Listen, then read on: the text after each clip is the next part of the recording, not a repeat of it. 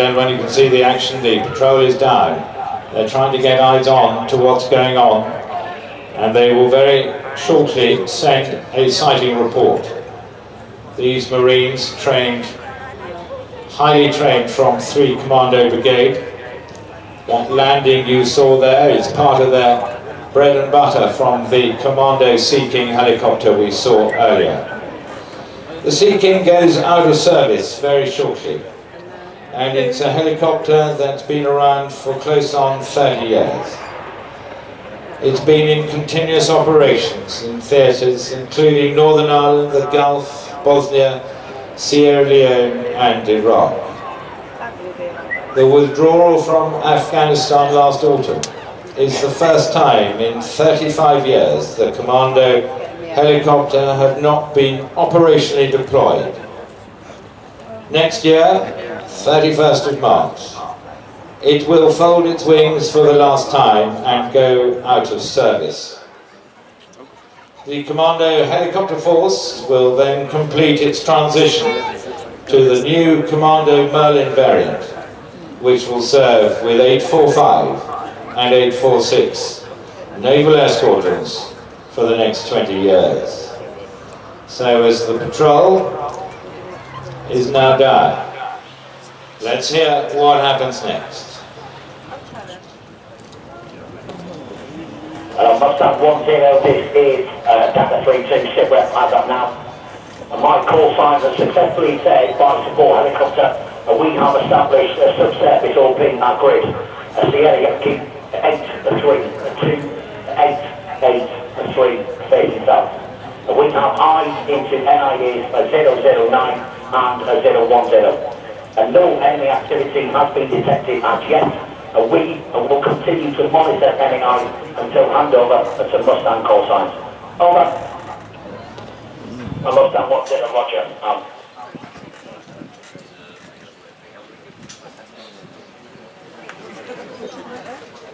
The sighting report has been passed. The lead squadron has been tasked to conduct raids on identified enemy outposts that may delay the lead armoured task force advance north. An operation, usually small scale, involving a swift penetration of hostile territory to secure information, confuse the enemy, or destroy his installations. It ends with a planned withdrawal upon completion of the assigned mission. You will now hear the squadron leader issue orders to one of his troops.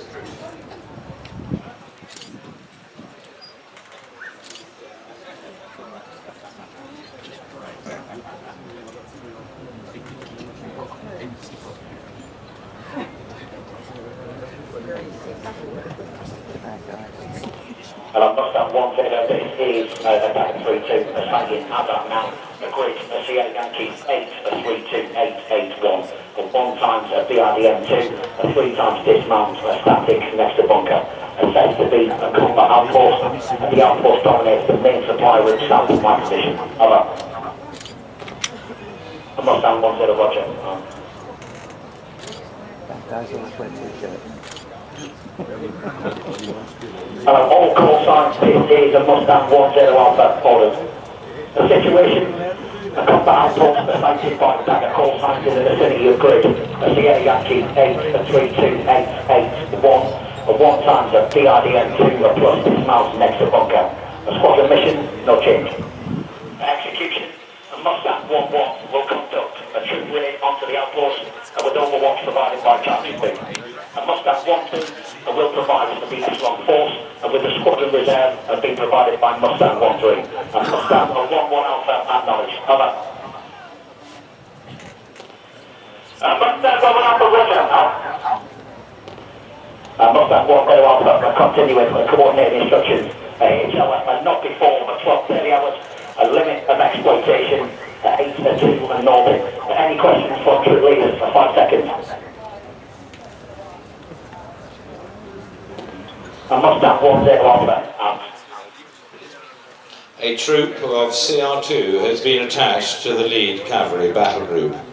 A Challenger 2 has been tasked to provide overwatch from 3 kilometers out and protect the raiding armoured cavalry troop from a potential armoured counterattack.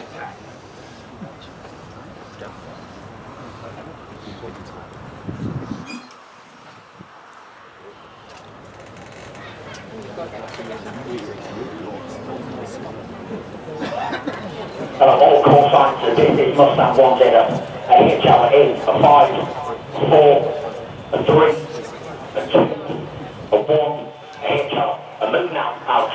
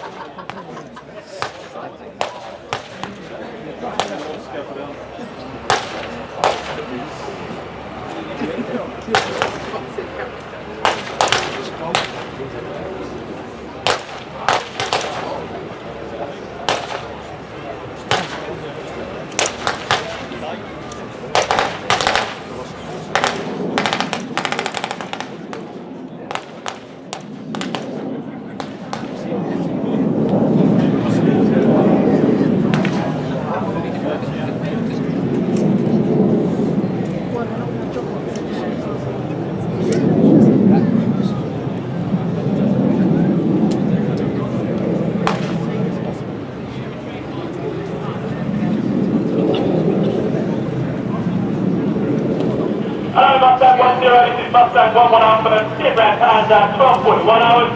Agreement, Sierra Yankee 832881. One time CRDM2 engaged and destroyed by javelin. 2 times enemy KIA, 1 time enemy wounded. And no friendly forces casualties. Enemy wounded is now receiving treatment. This side is now reordered in preparation for extraction. A 9-liner and mid-back to follow. Over. Mustang 1 Kilo, I've got check now.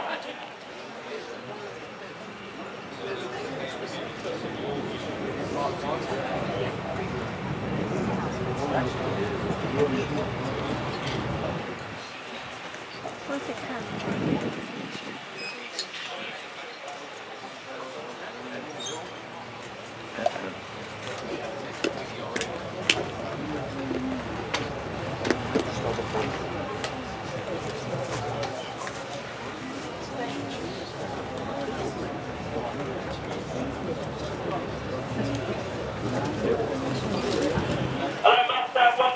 Mustang I must have 10 send over.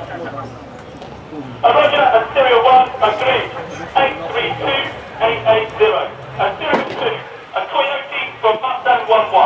Serial 3, Alpha 1. And serial 4, Alpha. And serial 5, a Lima 1. And serial 6, a November. And serial 7, a Delta. And serial 8, Charlie. And serial 9, a power line on approach to HLS. Now, Roger, fire. Roger, over. Roger, a Victor, a Mike, a small arms fire, India, a gunshot wound to right shoulder, Sierra, a Charlie Neil, Alpha, clear, a Bravo, a 3-5, a Charlie, a 115, a Delta, conscious, Echo Neil, a Tango, a first field dress in a pride, a morphine, administered at 12 to 42 hours, Alpha, a 3-5, Tango, a 40, over. I want Roger, a medic back helicopter, wheels down in 20 seconds. Call sign is Adventure 57. Out.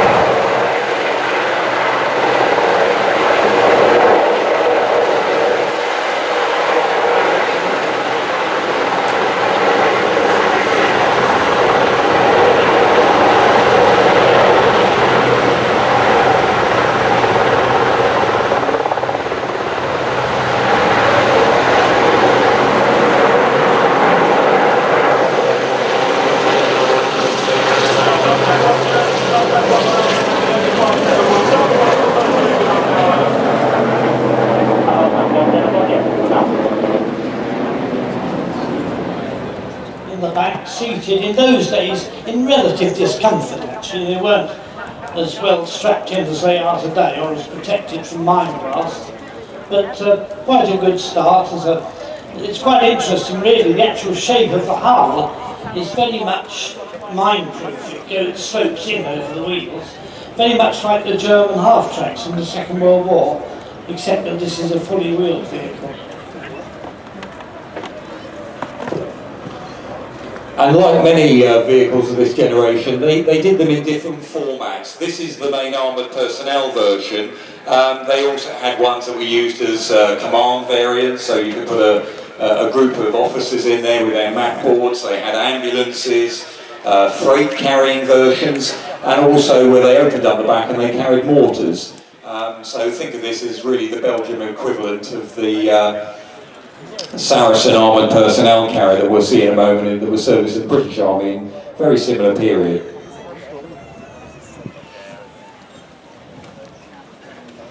The Belgians also, very sensibly, one big issue with military vehicles, do you make them bespoke? In other words, make everything specific to that vehicle, or do you try and use commonly supplied parts? And the Belgian Army tried to use DAF truck parts, or the designers did, for putting this vehicle together.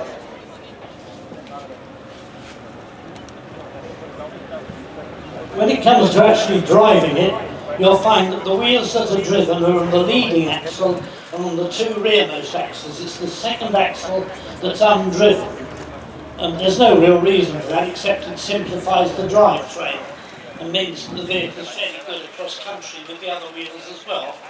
But with a DAF engine, it's quite a reliable little vehicle, although that one is apparently suffering from a wheel bearing failure and won't be running that much more often, I don't think.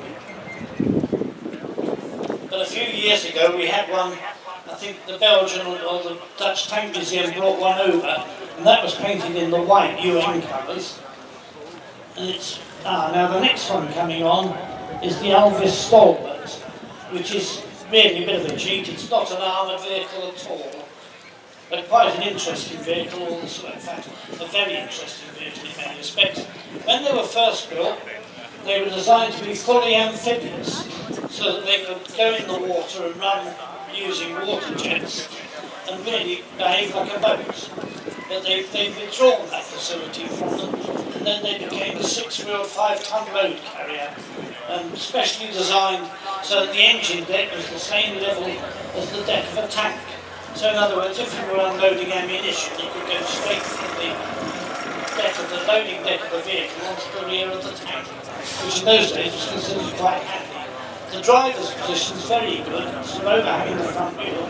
The driver actually sits centrally, and the vehicle's governed. I think the top speed's about 48 miles an hour on a good day, but they are very interesting vehicles.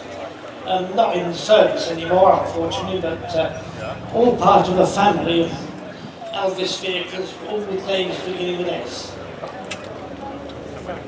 And you'll see it steers on the front 4 wheels, and driven on all 6, so it has a marvellous sort of cross-country performance.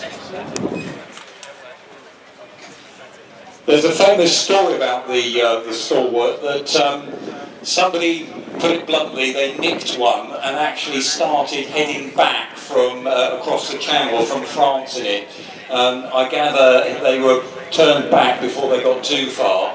But Alvis, who made the Stalwart, were really disappointed by that because it had been quite something to have a 6-wheeled amphibious vehicle cross the channel. Now you can see coming on another vehicle in this very same family of that were put together all with the same engine, all the same transmission, all the same wheels. This is the armoured personnel variant. It was developed just after the Second World War, and this one got priority in the family. It was because we needed them out in Malaya during a Malayan emergency. Instead of a Saladin armoured car with a turret on the top, we'll see in a moment, they put the main effort into getting the armoured personnel carrier version into production. And this was a classic British armoured personnel carrier, V-shaped hull, very important. We all know from Afghanistan and Iraq all about IEDs. Even back then in the 50s they were looking at the issue about mines. And if the hull of the vehicle has a V shape, it means if it is to drive over a mine, the blast should be vented up the sides of the vehicle. So those bits of tin work, the little boxes on the side, they're almost sacrificial, and you might even lose a wheel, but with any luck, the vehicle and certainly the crew inside the vehicle will survive a mine blast. The Saracen, that's the APC, and the Saladin, the armoured car, all powered by a Rolls-Royce 8-cylinder engine. The Saracen actually had seating in the back for 10 people. They weren't exactly comfortable. In those days, they were lucky to have arms on the seats. You didn't have any body restraint or anything to stop the blast from underneath. But they were impressive vehicles. The only real difference in Saracen and Saladin is that in Saracen the engine's at the front. In Saladin, as you'll see as it's going round, the engine is behind the turret at the back. Our Saladin today is actually being driven by one of the volunteers at the museum, Keith Glenn, who served in Saladins out in Aden. And the gun on the Saladin is a 76mm gun, the same gun that was used on the Scorpion light tank. Very, very useful size gun. It could fire a range of types of ammunition. It could fire high explosive. It even had a canister round. That's like almost firing a shotgun, so lots of almost bullet-shaped pellets would come out the end. It could fire armour-piercing, and even though it was only medium velocity, it was tremendously effective. And if you do have the opportunity later on when the vehicles are parked up and you can go back into that area, Keith will tell you he actually was in one operation in Aden where they actually got through, they were bombed up twice with ammunition, and they fired all that ammunition off and returned for more. And those many soldiers who served on Saladin won't have a word said against it. Tremendously reliable, very, very effective, and the fact that it could lose a wheel, sometimes even 2 wheels in operations, and still continue, meant it was a really effective reconnaissance vehicle, because don't forget, for reconnaissance you might be in the head of all the forces, and you're the one that's most likely therefore to perhaps find the mines first. As David said, they had a system built into them which enabled you to blow off any 2 wheels. You could blow off 1 from each side or 2 from one side, and the vehicle would keep going, which was quite a achievement. It didn't go very well, but they went. And then years ago, up at the old battle day shows at Gallows Hill, they used to drive either a Saracen or a Saladin behind a hill, and there'd be a loud bang, and 2 or 3 tyres would fly in the air, and another Saracen or Saladin would come out running on 4 instead of 6 wheels, and wobbling alarmingly, but still going and doing quite well. And that was always a big treat to see them do that. The Saladin's got a crew of 3, that's a driver and a gunner and a commander in the turret. And that turret's got full 360-degree traverse. It has a coaxial machine gun as well as the 76. So it can fire on infantry or on another armoured vehicle.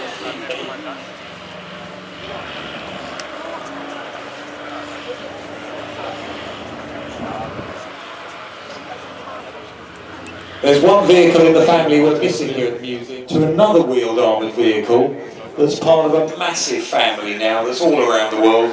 Started off with a company called Mowag. They built a vehicle called the Piranha, and lots of countries have built variations on that vehicle in their own countries or under licence or converted them. And this particular vehicle coming on now is one that was made in America on the same lines as the Piranha. It's actually called the Cougar Fire Support Vehicle, and perhaps some of you can recognise the turret on the top. Looks very familiar. It's the same turret that was on the Scorpion tank, and so they popped that on the top of what was originally designed as a sort of general armoured personnel carrier, and you've got rather an effective fire support vehicle. Yeah, Mowag, well, they still are, the Swiss company, they did a whole series of vehicles, 6, 8 or 10 wheels even. But this 6-wheeler, the Cougar, is one of their most popular in the range anyway. It would act slightly as an APC, but it was meant as a fire support vehicle, and that's why it carried the Scorpion turret. It's powered by a Detroit diesel, the American-built version, and they were also used by the Canadian Army quite a lot. Although when the furore began over the Scorpion's gun and the way it was supposed to gas feed and so on, they withdrew it at once, being very health and safety conscious, and that's why we've got it. I don't think we get it otherwise, but it's a good, reliable vehicle, and probably quite easy to drive, except the driver's rather high up and sort of has great difficulty seeing where he's going. But otherwise it's very effective, and certainly, as you can see, it looks the part with the gun turret on top as well.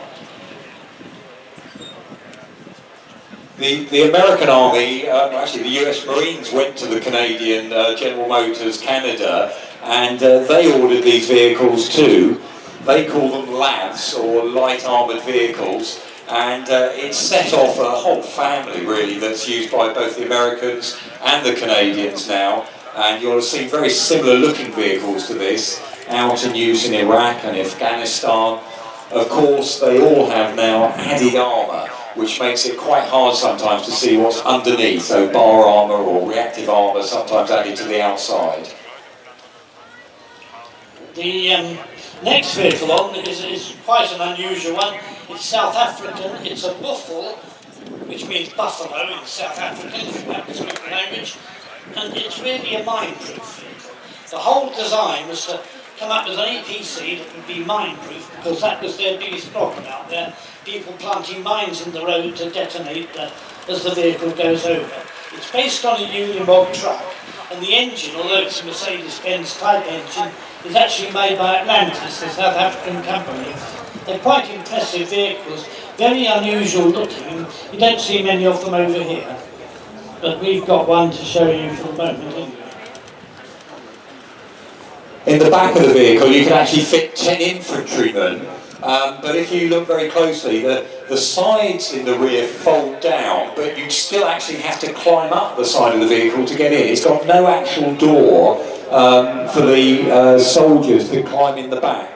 They've got 10 seats along the rear, they face outwards, and as you can imagine in South Africa and Namibia they go on patrols.